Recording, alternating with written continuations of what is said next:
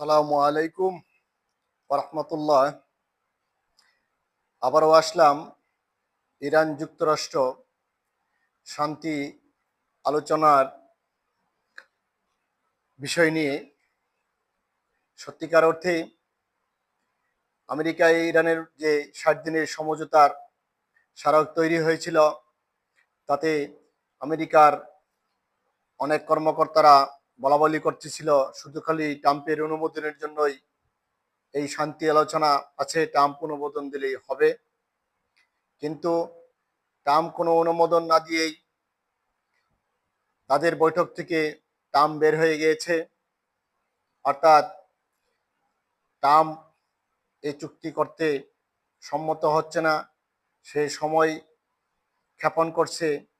মূলত আমেরিকা বিভিন্ন ছলচাতুরির সুযোগ নিচ্ছে, যা সুযোগে ইরানকে বিভিন্নভাবে ঘায়েল করার চেষ্টা করছে।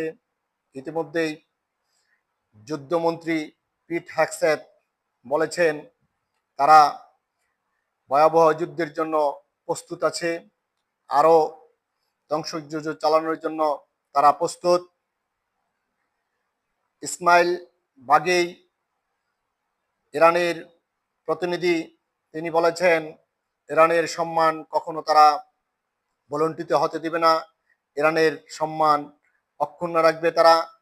তাই তাদের ইউরেনিয়াম এবং তাদের ক্ষেপণাস্ত্র প্রযুক্তি নিয়ে কোনো কিছুই তারা মেনে নেবে না। ইতিমধ্যে ইরানের জনগণ ট্রাম্পের উপর ক্ষোভ ঝেড়েছেন, হরমুজ প্রণালী ও ইউরেনিয়াম ছাড় দেবে না তারা। ডোনাল্ড ট্রাম্পকে তারা অপদার্থ মনে করে। ইরানিরা শুধু মার্কিন প্রেসিডেন্টকে অপদার্থ না, তাকে এমনভাবে তুচ্ছ তাচ্ছিল্য করতেছে বিক্ষোভে যে তিনি কোনো প্রেসিডেন্ট নেই, তার কোনো প্রেসিডেন্ট হিসাবে অবস্থানই নেই, সে শুধু আবুল তাবুল বলে বেড়ায়। আপনারা জানতে পেরেছেন ইরানের $12 বিলিয়ন কাতারে আটকা পড়ে আছে। এই $12 বিলিয়ন ছাড়তে ইরানের প্রতিনিধিরা কাতার সফর করেছে, কিন্তু কাতার সে অর্থ দিতেও রাজি নয়, কারণ তারা নগদ অর্থ কখনোই ফেরত দিবে না।